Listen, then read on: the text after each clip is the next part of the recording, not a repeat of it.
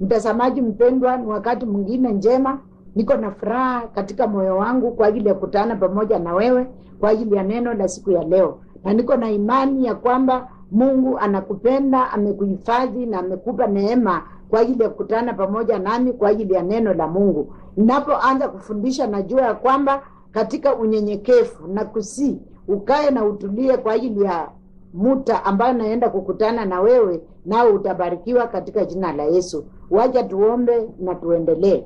Baba, katika jina la Yesu nakushukuru na kuinua kwa sababu wewe ni Mungu. Mungu mwenye nguvu, Mungu wa amani. Jina lako litukuzwe na lipewe sifa, kwa maana unastahili sifa na utukufu. Nakemea udhaifu wote ambao umefunga mtazamaji wangu, ambao umemletea shida mbalimbali, katika jina la Yesu ikapate kushindwa. Mpatie kibali kwa ajili ya kusikia neno lako na kufaulu katika maisha yake. Ni kwa Yesu mkombozi naomba na kuamini, amen.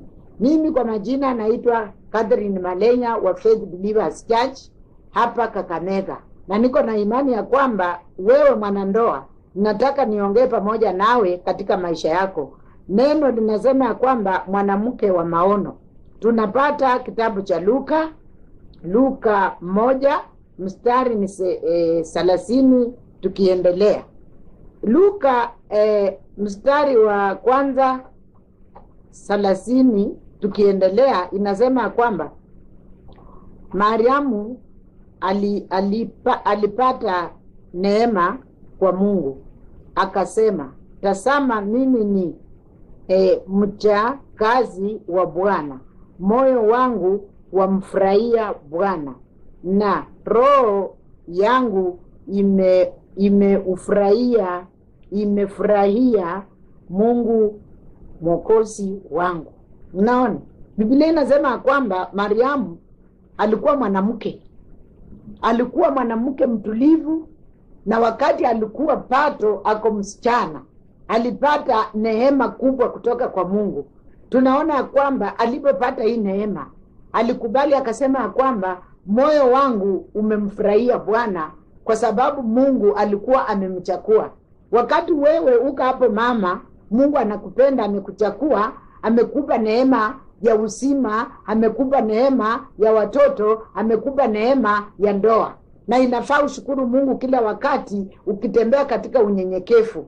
Unajua, unapokaa katika unyenyekevu, Mungu naye hatakuacha. Atakushika mkono, atakuongoza katika njia zako zote, atakupatia hekima, atakupatia ujasiri katika maisha yako. Naona Mariamu alipokubali mwito wa Bwana, na Mungu akaweza kuweka kile ambacho alikuwa amemwaiti, kile ambacho kilifanya akamuita kitakatifu katika tumbo yake. Aliweza kumuinua na akambariki na akamtia nguvu na akamlinda mpaka wakati ambao alikuwa amemwaitia. Wewe mama ambao uko mahali pale, nataka ujue ya kwamba Mungu wa majeshi, Mungu wa Isaka na Mungu wa Yakobo anakutambua na anakupenda katika maisha yako. Ikiwa utakaa katika unyenyekevu, ikiwa utakaa katika hekima, ikiwa utakaa katika uvumilivu, Mungu hawezi akakuacha. Kitu ambacho kinafanya wamama wanakosa mwelekeo ni kitu kimoja. Wewe ni mama na unakosa mwelekeo, unakosa utaratibu,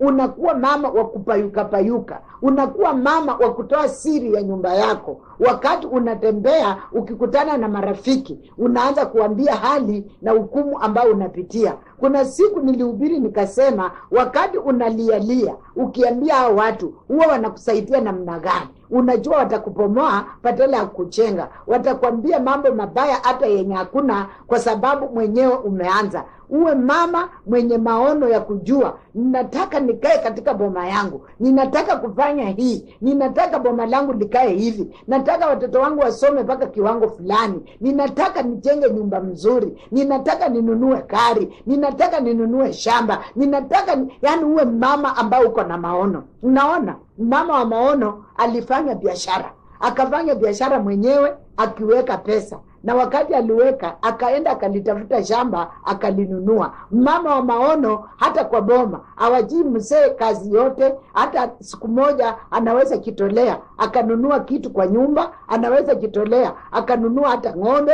anaweza kitolea hata akalipako mfanyakazi mshahara siku moja. Unajua wamama wengine amekaa Amejua tu watoto kusomeshwa ni baba, kulisha ni baba, kulipa wafanyakazi mshahara ni baba. Yeye amekaa tu mama. Usikae tu wewe ni mama, ukuwe msaidizi. Unajua Biblia inasema ya kwamba mama ni msaidizi.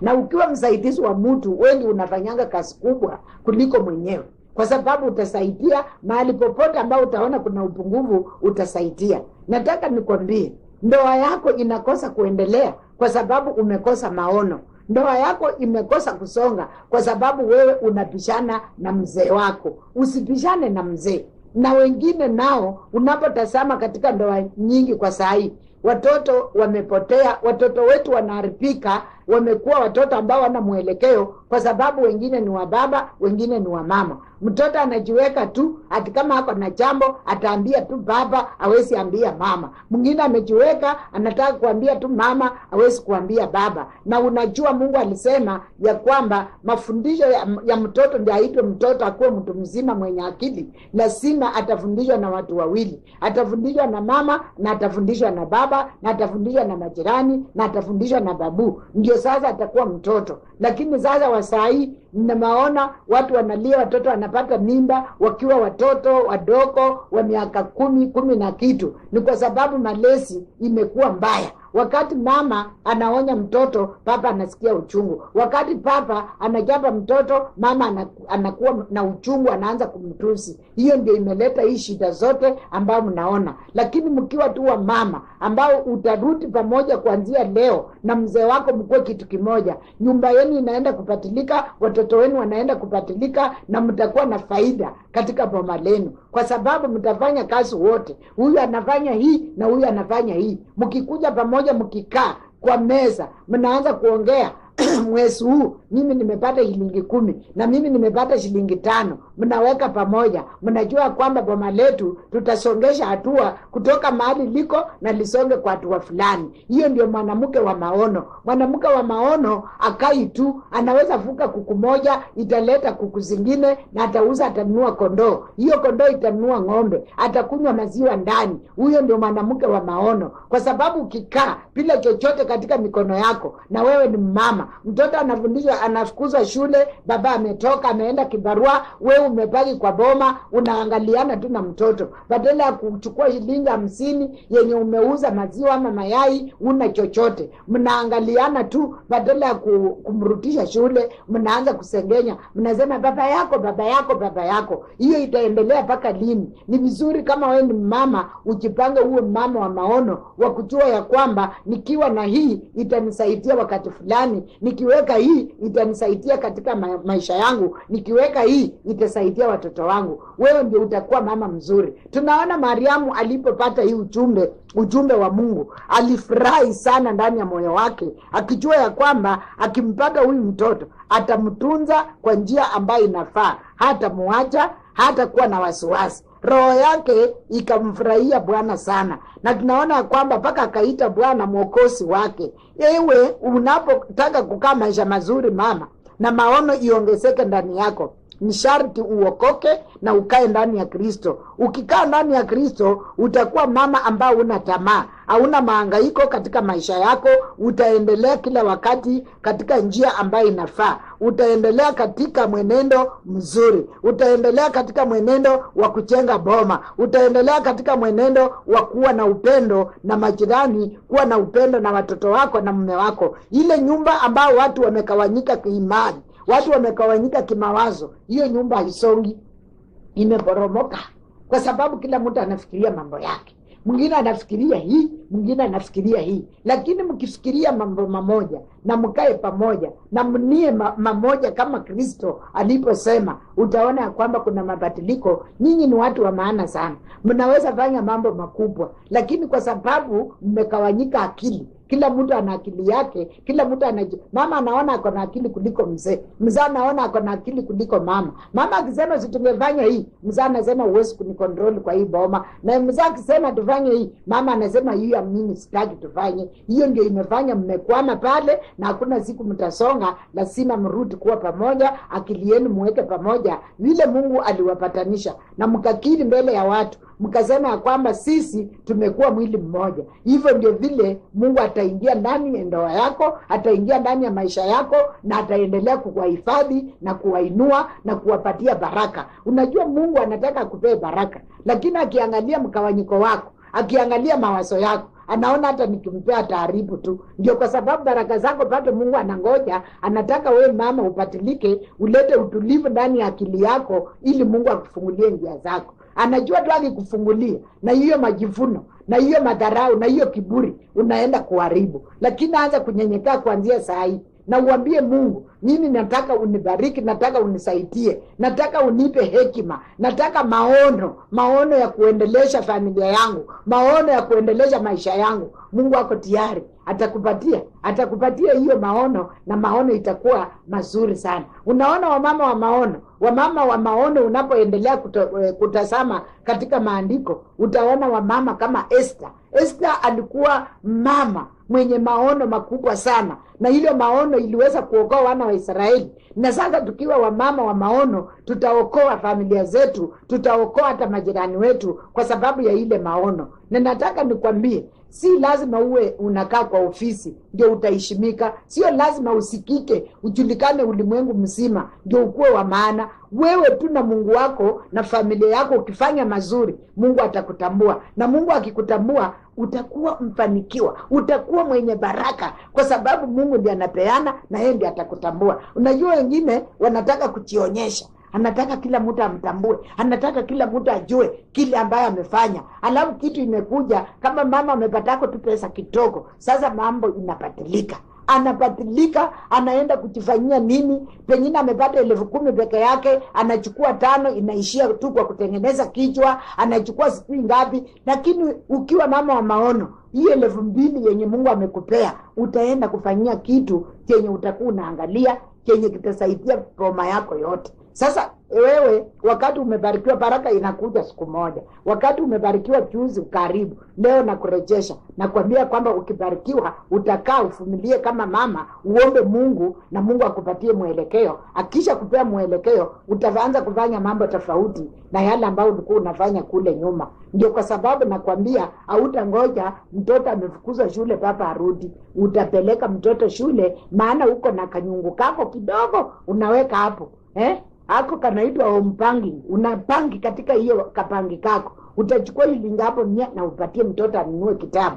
Utachukua hapo 100 na upatie mtoto ni mgonjwa apate dawa, apate uponyaji. Hiyo ndio kusaidia. Kusaidia si kuenda kwa boma ya mtu mpaka saa 4 unangoja mzaa rudi na mboka, akisha rudi ndio mpikie chakula. Hiyo sio kumsaidia. Sasa utakuwa umesaidia nini? Na ameenda kazi, kichwa imeumia akifanya kazi, anarudi tena unamwambia hatuna mafuta ya taa. Mafuta ya taa ni kazi yako mama, unaweza tafuta shilingi 50 uende ununue. Mafuta ya mboga ni kazi yako, tafuta mwenyewe. Kama uwezi kulima kupanda, tafuta mwenyewe vile utakuwa unanunua. Hiyo kununua itakuumiza akili mpaka utajifunza kulima hata kama uwezi, ili upande kidogo anaporudi na anapata chakula. Ninataka sisi wa mama na kufundisha kama mama. Najua ya kwamba wewe ni mama ambaye kidogo tu unakaa na watoto wako peke yako, kama mzaa jarudi unaanza kuambia story, vile alikupika, vile hakukupea nini, vile usiku wote amekukombanisha. Unaharibu akili ya mtoto. Akienda kwa shule, akili inafikiria tu mama yangu ako kwa shida,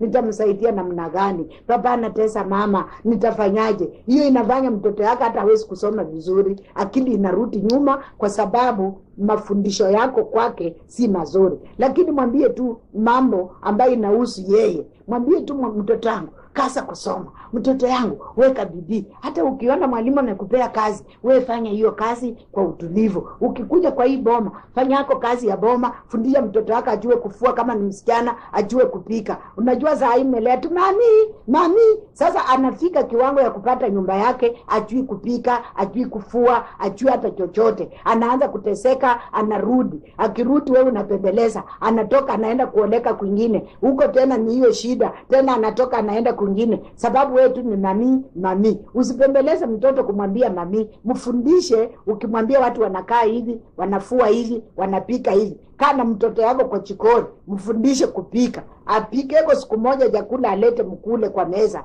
Utajua mtoto yangu hata kama ako university ako sawa. Ufundisheko mtoto wako uende naye kwa shamba. Mwambie jembe ashika alimeko kidogo. Unajua mtoto yangu hata akipata ndoa hata tegemea wafanyakazi, pia yeye mwenyewe atapanda mboga kwa boma yake na mikono yake. Fundisha mtoto hata apeleke tu kuku, apeleke sokoni, mwambie enda uza ununue vitabu. Ajue ya kwamba kweli watu wanafuka kuku. Kuna siku nilienda nayo nikapeleka nikanunua kitabu. Kwa hivyo Mariamu alikuwa mwanamke ambaye alikuwa na utulivu na alikuwa mwanamke mwenye maono makubwa. Ndio kwa sababu Mungu akamuona na akaweka Yesu Kristo ndani ya tumbo yake na akasaliwa kwa ajili ya kuokoa ulimwengu. Sasa nataka ujue ya kwamba wewe ukiwa mtulivu, ukiwa mama msaidizi kwa mume wako, kwa familia yako, Mungu ataleta maono makubwa katika maisha yako. Wamama wenye maono ndio mama unaona ameanzisha biashara yake, unaona ameanzisha shule, unaona shule yake yenye ameanzisha inaendelea, ameanzisha hospitali imepanuka inaendelea. Hao ndio mama wa maono. Sio maono ya kuamuka na vitina kwa majirani asubuhi unapeleka unakonganisha watu. Maono ya kuleta maendeleo. Hiyo maendeleo unapoanzisha, unajua sasa umeanzisha peke yako, lakini utaandika watu. Hao watu wenye watakuwa hapo watakuwa wanabarikiwa. Familia zao sitapata chakula, familia zao sitaendelea. Sasa wewe ndio unaitwa mama wa maono. Mama wa maono ni yule mama ambaye anakubali kusimama mbele ya watu, kufundisha watu mabadiliko. Huyo ndio mama wa maono. Sasa nataka ujue ya kwamba kuanzia leo utakuwa mama wa maono katika maisha yako. Utakuwa mama wa maono katika nyumba yako. Tunapoendelea, mtazamaji mpendwa, naona ya kwamba si ati Mariamu peke yake ndiye alikuwa mwanamke ambaye alikubalika ama matendo mazuri. Tena tuko na Tabitha. Tunaona kwamba Tabitha alikuwa mwanamke alijaa matendo mema na ukarimu wa kipekee. Biblia inasema kwamba huyu Tabitha alikuwa mwenye matendo mema na ukarimu wa kipekee. Kwa sababu ukarimu wa kipekee inamaanisha kwamba alijaribu sana katika umama wake kufanya mambo tofauti na wamama wengine, lakini mambo mazuri, mambo ya ukarimu. Alikuwa mwanamke wa kukaribisha watu. Na ndio tunaona ya kwamba hilo neno Tabitha ukiendelea kusoma inamaanisha kwamba Dorcas. Huyo mama alikuwa na matendo ya kipekee. Wewe pia amua tu kitu gani unaweza fanya, na hiyo kitu itakuwa ya kipekee. Kama mama umefanya, itakuwa ya kipekee kwa ile familia ulioleka ndani. Itakuwa ya kipekee kama mama ambao umeokoka. Yaani ufanye kitu kizuri kabisa. Huyu alifanya matendo mazuri sana, na matendo ambayo alifanya huyu mwanamke Tabitha, tunaona kwamba naye aliamua tu kitu ambayo atafanya ni kushonea wale watu ambao wana manguo wajane na mama ambao wajiwezi. Anashona tu kwa pesa yake na anapeleka na anawapatia, na hakukuwa na tai, hakukuwa na kisifu. Alifanya kwa sababu moyo wake ulipenda kufanya. Na ndio nataka hata wewe kama utakuwa na matendo yako ya kipekee, kuna kitu unaenda kuamua sahi, na hiyo kitu utaanza kufanya, na itakuwa tu ya kitu unafanya kwa sababu moyo wako umependa kufanyia mtu, ama kufanyia watoto, ama kufanyia watu, ama kufanyia mume wako, ama kufanyia watoto wako. Sasa ukifanya kitu kwa kupenda ama kwa moyo wako, unafanya vizuri sana. Lakini ukifanya kulazimishwa kwa sababu umeona fulani, kwa sababu umesikia, hautafanya hiyo mambo vizuri. Ndio sababu nataka nikwambia kwamba kama Tabitha aliamua tu naye kukuwa na moyo wa ukarimu, na matendo yake ilikuwa matendo mazuri kabisa, matendo ambayo hakuchoka. Alipoamua kufanya kazi ya kushona manguo na kupatia watu, hakuchoka. Wewe pia unaweza amua kitu kimoja tu, ya kwamba nitakuwa nafanya hii, na utachoka, kwa sababu ukiamua utapika makoti uombe, na Mungu naye atakusaidia na atakupatia utaratibu na mwelekeo. Sasa siku ya leo mimi nilikuwa nataka tuwe mfano ya hawa mama ambao wako kwa Biblia, na tutaendelea kujifundisha mpaka tufike kwa wamama ni wengi wenye walikuwa na uvumilivu na maisha yao ikakuwa mazuri sana. Unajua shida ambayo iko saa hii, unataka kupishana. Unataka ukiona kitu fulani inafanywa hivi, na wewe pia unataka kufanya. Usipishane. Kitu ambao utafanya ni kuomba na kunyenyekea na kutulia na wewe usitake kufanya vile fulani amefanya, uvae vile fulani amefaa, ukule vile fulani anakula. Hapana, we ridhika na maisha yako, na wakati utaridhika utakula kile umepata, utafaa ile uko nayo, na uombe Mungu ujasiri akupatie kitu ambao unaweza fanya, na hiyo kitu itakuletea ufanisi. Unajua Dorcas alipata ufanisi kubwa sana. Alipata ufanisi kubwa katika kazi ambayo alikuwa anafanya. Siku moja alipokonjeka akakufa, hii ufanisi alipata ya kufufuliwa, kwa sababu wamama walirarua manguo na wakataa, wakapika nduru, wakasema haiwezekani, tutakuwa namna gani? Nani atatupatia nguo? Nani atatupatia vitambaa ya kufunga kwa kichwa? Ikabidi mpaka afufuke. Hata wewe, wakati wewe unaamini Mungu, Mungu atakusaidia na Mungu atakuinua, kwa sababu anaenda kukumbuka wewe, maisha yako na yale ambayo unafanya, na wakati unafanyia watu wengine, naye Mungu atakutetea na kukupikania na atakufanyia mambo mazuri. Wewe ambao ulikuwa umesema unataka kutoka kwa ndoa, nataka kuambia kwamba hautatoka katika jina la Yesu. Utatulia na uombe Mungu kitu cha kufanya, na ukipata cha kufanya kitakupatia mwelekeo na nguvu, na utasimama imara na utaendelea. Ninataka nikuambia kwamba wewe ambao ulikuwa umetoka umeenda kwenu, rudi kwako katika jina la Yesu, na uendelee kuomba Mungu, atakusaidia, atakupatia mwelekeo. Mnawaja watoto wengine, hata unawaja mtoto wa mwaka moja, mtoto anateseka analia, ati umeenda kutafuta kazi. Unaenda kutafuta kazi gani na Mungu amekupatia kazi ya kulea watoto? Leo huyo mtoto na Mungu atakubariki. Vumilia katika hiyo ndoa kuanzia leo. Mungu wa amani atakuonekania vile alionekania wale wa mama ambao walimtumaini. Hawakuwaipika hata dakika moja, waliendelea kufaulu, waliendelea kuwa na heshima, waliendelea kubarikiwa na wakapata nguvu. Wachana na mambo ya kuenda kutafuta madawa, wachana na mambo ya kuenda kwa wakanga, ati unaenda kutafuta madawa ya mapenzi. Mapenzi ni wewe mwenyewe kukaribia bwana yako akiingia, kumpikia chakula, kumfulia nguo. Hiyo ndio mapenzi ambayo italeta furaha katika ndoa yako. Kuna wamama wengine hata haongei, mzee akiongea anaongea kama mwenye anaongea kwa mawe. Hiyo sio njia ambayo inapendeza Mungu. Mungu anataka uongee. Mwambie nilikuwa nimekasirika kwa sababu ya hii na hii, si kufurahia. Hata akisikia awaje kusikia, utakuwa umefungua roho yako. Wewe unanyamaza tu, unaanza kulia, unachukua misiko, unatoka. Unaenda wapi? Wewe utulie, hiyo ndio ndoa yako, na uambie Mungu akupatie maono ya kulinda hiyo ndoa na ujasiri wa kusimama kama mama. Ninataka nikurutishe leo katika jina la Yesu. Usiwe na hasira. Wengine wako nikia nataka kunena na kataa kuongea. Maneno ya kusikia huku na huku itakuchanganya. Sikia neno la Mungu, sikia sauti ya Mungu, na utapata utulivu na amani katika maisha yako. Wewe ambao ulikuwa na magonjwa unasema sikapeleka hospitali, ninataka uamini Mungu anaponya, na wakati atakuponya, ukipata nguvu wewe mwenyewe enda na utibiwe katika jina la Yesu, na urudi katika nyumba yako. Maana wazee Mungu alisema tuwasaidie, na Mungu kama alisema wewe ni msaidizi, kazi yako ni mingi. Utasaidia kazi mpaka utachoka, unalala umechoka, ulinde watoto, uwafulie nguo, upikie mzee chakula, upike basi, umkaribishe, ucheke na yeye, umpatie chakula, ukae hapa akule, umnawishe.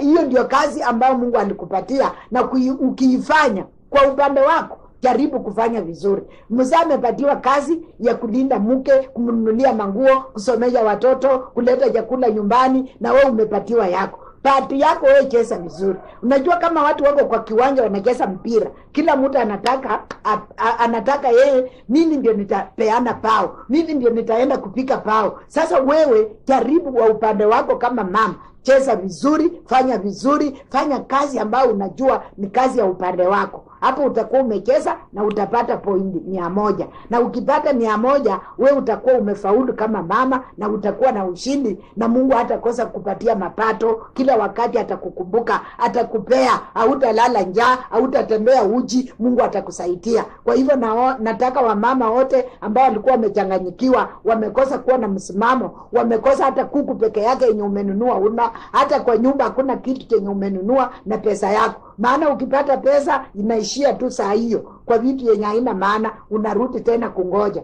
Kuwa mtu wa ujasiri, kwanza kuweka kuanzia leo kidogo kidogo, unipigie simu useme ulipofundisha nilianza kuweka, nimenunua kitu fulani. Nitafurahi. Wakati utapika simu ya kwamba nilichanuka kupitia kwa hiyo, nitafurahi na nitashukuru Mungu kwa sababu atakuwa amenituma kwako. Kwa hivyo nataka wewe ambao ulikuwa unasikia tuombe pamoja na wewe kwa imani ya Mungu, na Mungu atakusaidia. Katika jina la Yesu, Mungu wa amani, Mungu wa rehema, na kushukuru Baba na kuabudu kwa sababu ya neno lako. Tazama huyu mtazamaji mama amesikia neno lako, uweze kumpatia nguvu na ujasiri, umpikanie vita kama mama. Alitoka kwa kabila ingine akaenda kuoleka kwa kabila ingine, watu ambao si wa ukoo wake. Najua ya kwamba wewe ni Mungu wa ajabu ambao utamlinda, utamfunika na damu yako, utampatia utulivu na mwelekeo, asije akashindwa na kurudi nyumbani, akae katika ndoa yake. Ninakemea hasira, ninakemea chuki, ninakemea vitina, ninakataa vifungo vyote katika jina la Yesu, vikapate kushindwa. Asante Mungu wa majeshi kwa sababu unaenda kumsaidia, unaenda kumpikania na kumtetea.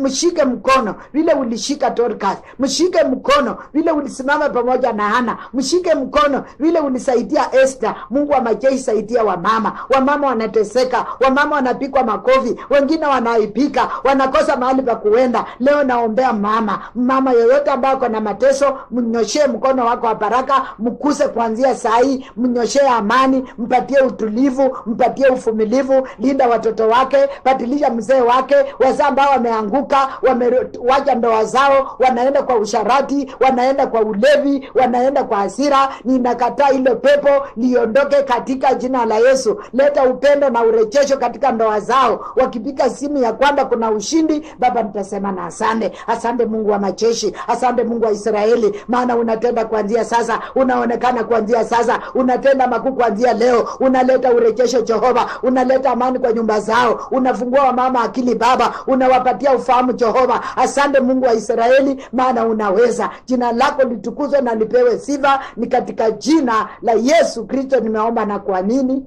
amen. Mungu wa amani akubariki, utulie kama mama, naye Mungu atakulinda, amen.